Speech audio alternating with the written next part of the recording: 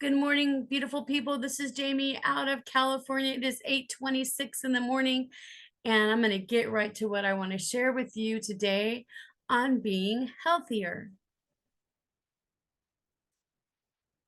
So, whoops, I'm going to go over to share screen. I have not had my coffee yet.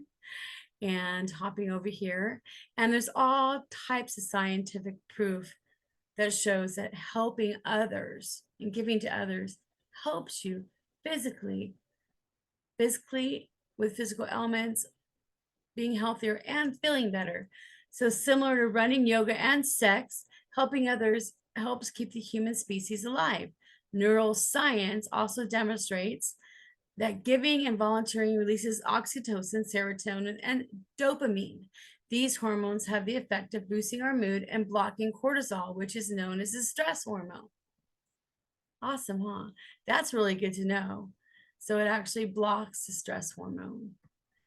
And here Buddhism says, Buddhism too sees supporting others as irreplaceable component of real happiness.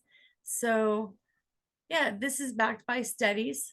So helping others reinforces our overall sense of relatedness to others, which fulfills our most basic psychological needs. So helping others isn't optional. So maybe if you're depressed and low, you need to go out and help others. I remember when I used to feel low and depressed, and their breakup.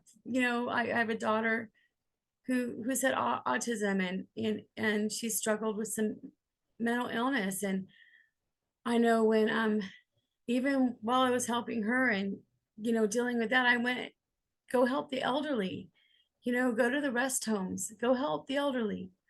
It'll make you feel better. Don't just go take a plate of cookies and go help the homeless. If you're down on holidays, get some treats, some candies, or something good, and go give them to the homeless. It'll make you feel better. Here we go. The chemicals released while helping. Another way to describe the areas of the brain that release pain relieving endorphins, so it makes you not have pain, is the brain's pleasure centers. Endorphins are a group of opiate proteins, meaning they affect the brain like morphine. A study at the National Institute of Health showed that when people thought about giving money to charity, the areas of the brain associated with pleasure lit up in the same way that they lit up when people thought about food or sex. A similar study at Emory University showed that helping others lit up the pleasure and rewards part of the brain. That's a way you can get out of the going to the casino and gambling habit. Just if you want to release those same endorphins, go and help the homeless, go and visit the elderly, go visit grandma or grandpa. Okay, let me see. Look at this, helping others lower blood pressure. How many people are on medication to lower blood pressure? Imagine if helping others can help reduce that amount. And you know what? It's true. I've read extensive studies on here. If you don't know how to help others, you can start by donating blood. And blood donation is linked to lower blood pressure and reduced heart and wrist stroke. I'm iffy on the blood thing because I read it's just a money-making thing, and the people that don't need it don't get it.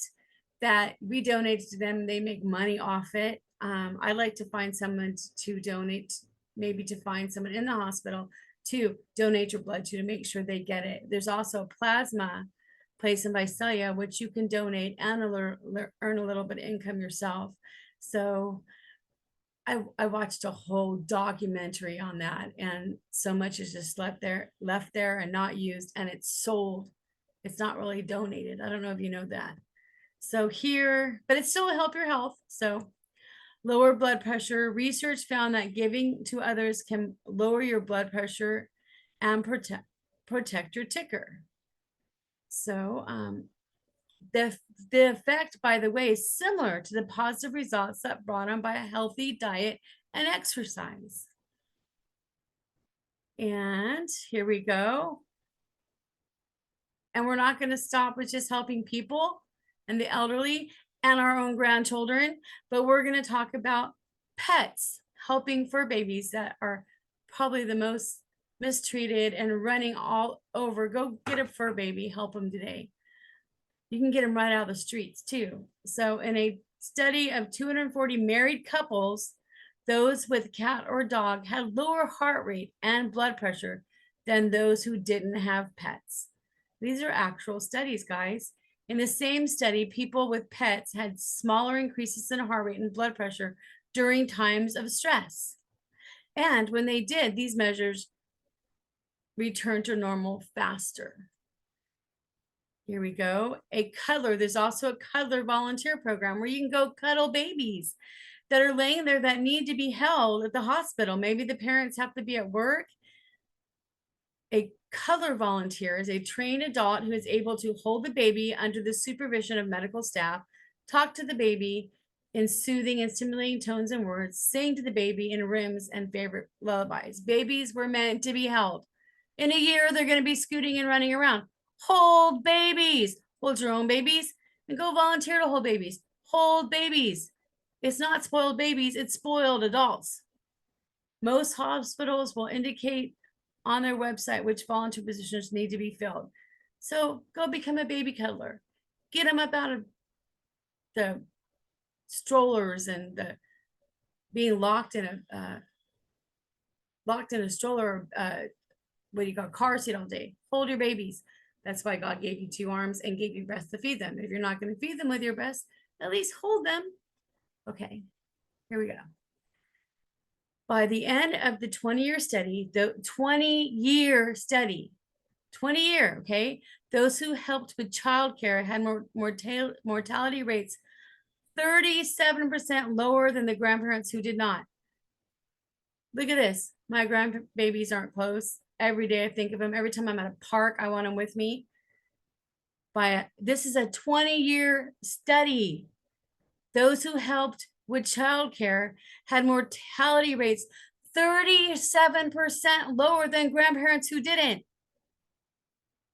These rates suggest that seniors who take on childcare duties like babysitting their grandchildren live longer by 37%. Amazing. And of course, we know what the Bible says. It always talks about helping somebody in need, giving someone clothes that has none, visiting someone that's lonely. So that's all for today. I just wanted to share other ways to be healthy. And if you're healthier, then you can also work longer and be wealthier, because it also says, the good book also says, to leave inheritance to your children's children. So that's all for today.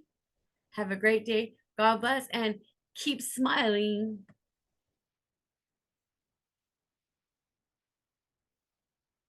And I'm stopping the recording.